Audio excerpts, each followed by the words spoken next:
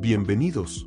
La pregunta de hoy es: ¿qué hizo tu padre que te hizo darte cuenta de que era un completo hijo de perra? Respuesta 1. Le llamé para que me ayudara a cargar una vieja soldadora en la caja de mi camioneta.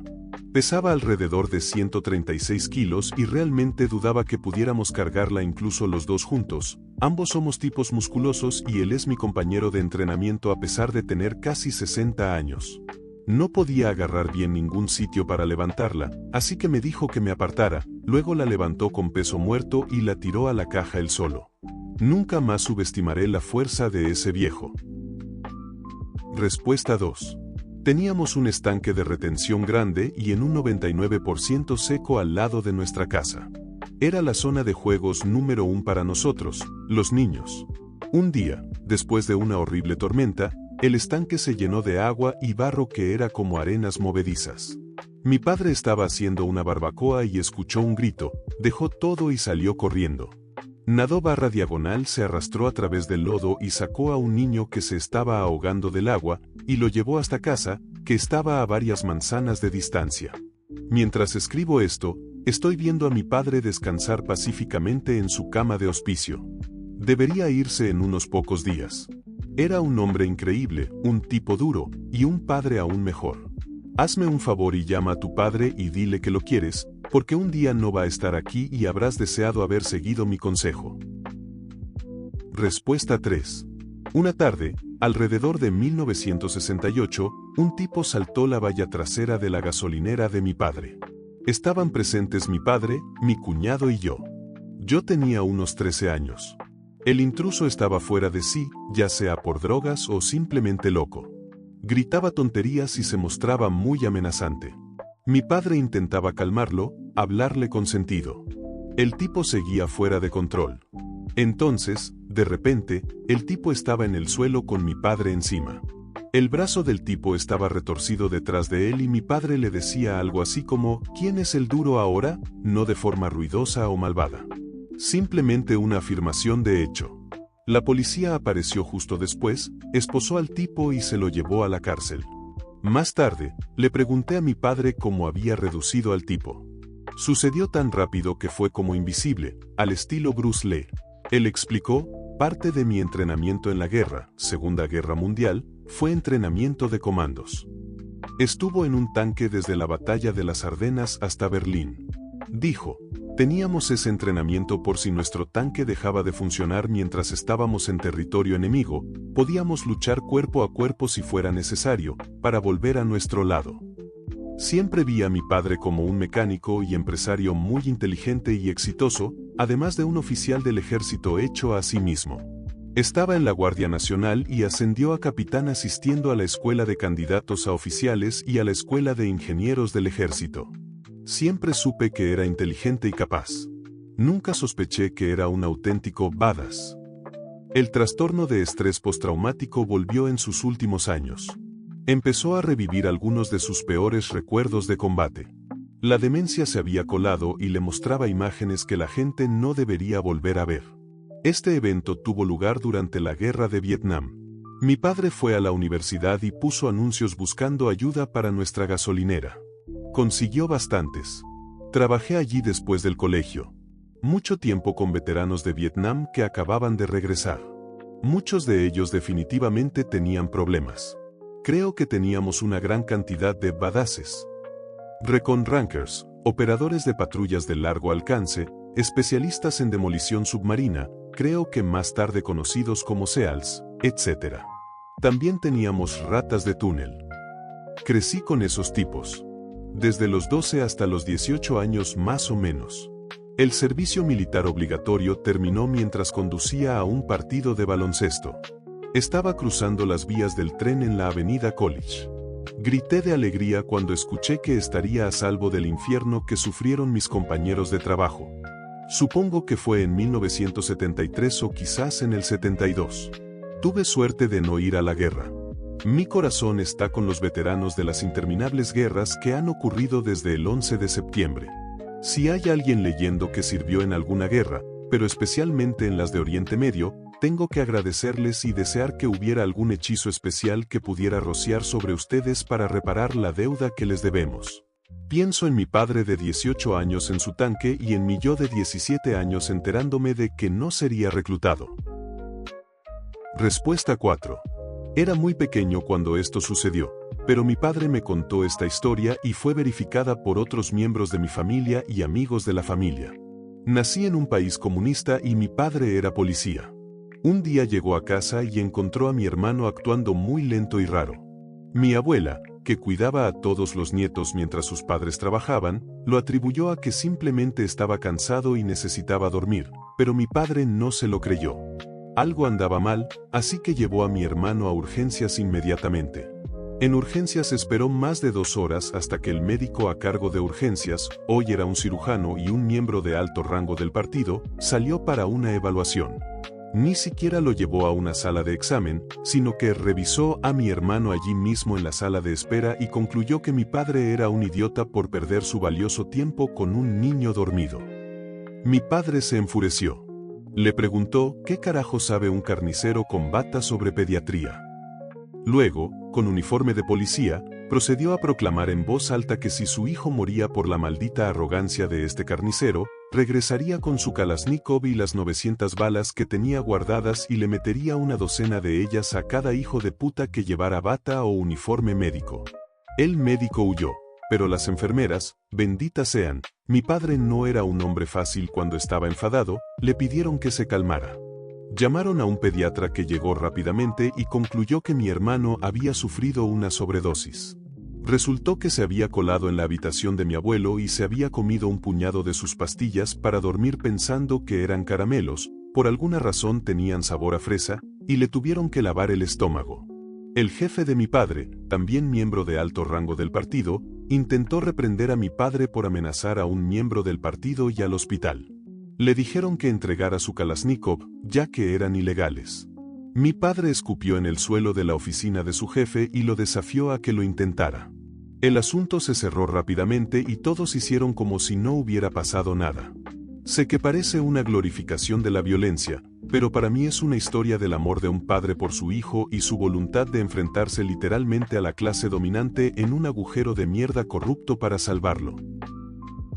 Respuesta 5. No mi padre, pero mi tío favorito. El único de sus 5 hermanos al que mi hermano mayor y yo queríamos y respetábamos. Este hombre era un ávido cazador, pescador y un hombre al aire libre. Miembro de la Asociación Nacional del Rifle, excelente en defensa personal y habilidades de supervivencia. El estereotipo de tipo duro.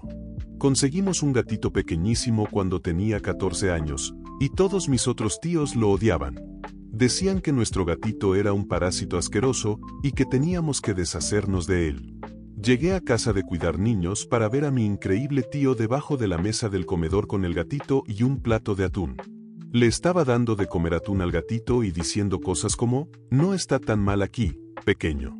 La nevera siempre está llena de refrigerios y siempre hay atún disponible. Este parece un buen bocado de atún. ¿Quieres este bocado? ¡Guau! Pareces muy suave. ¿Puedo acariciarte? Ok, no hay trato.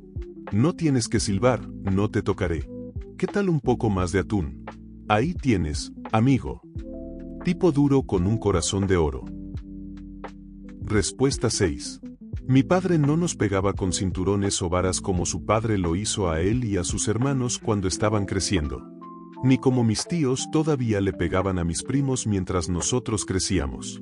Mi padre fue el primero en su familia no solo en ir a la universidad, sino en obtener su doctorado.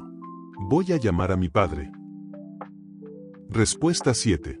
Mi madre compró un coche nuevo con cambio manual cuando yo era joven y estaba súper defectuoso y era extremadamente difícil de meter la primera marcha. El fabricante se negó a creerle y no le dejó devolver el coche ni repararlo en garantía. Mi padre finalmente convenció al gerente de la sucursal para que condujera el coche por la ciudad con mi padre como pasajero, yo iba detrás. Cada vez que el tipo luchaba por meter la primera marcha, y Dios, que lucha, mi padre lo miraba fijamente desde el asiento del pasajero sin decir una palabra. El tipo estaba sudando al final y finalmente inició el proceso de reembolso. Increíblemente divertido de ver. Respuesta 8. Mi padre fue estafado por un contratista. Es una historia larga y triste, pero basta con decir que el contratista sabía que mi padre no podría estar pendiente de él con regularidad, así que hizo una cimentación pésima para la cabaña con la que mi padre había soñado desde niño. Fue un desastre. De todos modos, mi padre ya había contratado a un abogado, pero mientras tanto, el contratista tenía un montón de losas de granito en la propiedad que aún no había retirado. Recuerdo a mi padre mirando alrededor, bastante enfadado, y diciendo, pagué por toda esta mierda. Sacó un martillo y un cincel de su jeep, y durante los siguientes 20 minutos más o menos lo vi partir lentamente una losa de granito por la mitad. Eran losas gruesas. Luego me hizo ayudarle a empujar cada losa a la parte trasera de su jeep, llevarlas hasta el lugar que había despejado, descargarlas y nivelar cada losa. Debió llevar horas, y no creo que le hiciera ningún favor a la suspensión de su jeep, pero al atardecer teníamos un lugar bonito y nivelado con 2 losas de granito sobre las que podría colocarse el futuro tanque de propano. Sigue ahí hoy, 23 años después. Respuesta 9. 2 veces se puso en peligro para protegernos a sus hijos. Primero, teníamos una granja de ganado y un amigo de mi padre tenía un toro brahman en uno de nuestros patios. Normalmente no teníamos brahmanes y supongo que nuestras vallas no estaban a la altura de la tarea de contener esa cosa porque saltó directamente por encima. Yo tenía unos 10 años y estaba tranquila cerca, sentada en una moto estacionaria y el toro empezó a venir hacia mí. Mi padre no dudó ni un instante, se puso entre nosotros y de alguna manera logró ponerlo detrás de una cerca eléctrica. La segunda vez estábamos acampando en una tienda de campaña y tuvimos un clima extremo causado por un ciclón más al norte. Nuestra tienda estaba debajo de un árbol que había empezado a agrietarse. Mis padres lo ataron de alguna manera para que, si se rompía, se alejara de nosotros. Era medianoche cuando se rompió el árbol, y me desperté para encontrar a mi padre encorvado sobre nosotros, los niños, para recibir el impacto del árbol si caía sobre nosotros. Afortunadamente, la cuerda hizo su trabajo y nunca cayó sobre nosotros. Pero esas 2 cosas me hicieron saber que mi padre se sacrificaría por nosotros si alguna vez llegara a eso. Por supuesto, él fue el que nos metió en esos líos en primer lugar, Pero olvidemos eso. Respuesta 10. Mi padre fue abandonado por sus padres en uno de los peores orfanatos que puedas imaginar en la era de la depresión en Irlanda del Norte. Nunca volvieron por él ni lo visitaron nunca, a pesar de que su madre vivía a la vista del orfanato. Tenía al menos un hermano mayor que también fue abandonado, posiblemente 3 en total. Pero era tan joven que nunca creció con ellos. Después de ser vendido del orfanato a un granjero a la edad de 12 años, donde le enseñaron que de alguna manera era inferior a los demás y, por lo tanto, no se le permitía entrar en la casa de labranza y solo podía vivir en el granero, se escapó muchas veces. Finalmente, a la edad de 14 años, en 1942, tuvo éxito y terminó viviendo en las calles de Derry, donde fue arrestado por ser indigente, etcétera, y terminó en una especie de extraño campo de trabajo. Y cada pocos días, el ejército británico pasaba y reclutaba voluntarios para unirse al ejército. Un día sucedió esto y él fue el número 19 de 20 seleccionados para ser enviados a entrenamiento de paracaidistas. Tenga en cuenta que tenía 14 años y no era particularmente grande. Cuando llegaron al entrenamiento, él y otro joven fueron rechazados, por su tamaño, y en su lugar fueron enviados a la Marina Británica.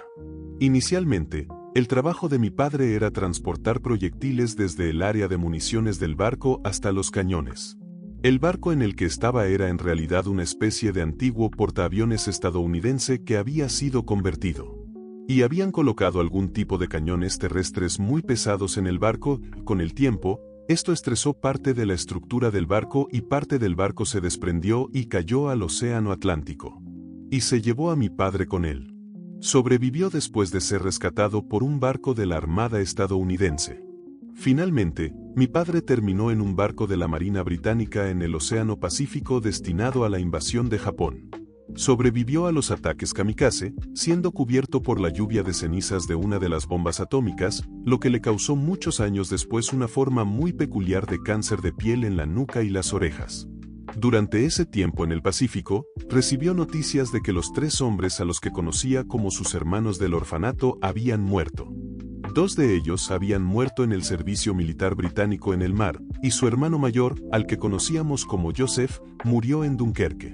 No tenía a nadie a quien regresar a casa, así que dejó el servicio militar británico, creo que se llama la desmovilización o algo así, en Australia. Mi padre tenía solo 18 años. Después de eso, es difícil explicar a la gente cómo mi padre pudo convertirse en un hombre generoso y cariñoso. Que se casó y tuvo hijos. Que se educó y fue un trabajador incansable. Que podía arreglar cualquier cosa y parecía no tener miedo. Falleció hace casi una década. Lo echo de menos a él y a mi madre todos los días.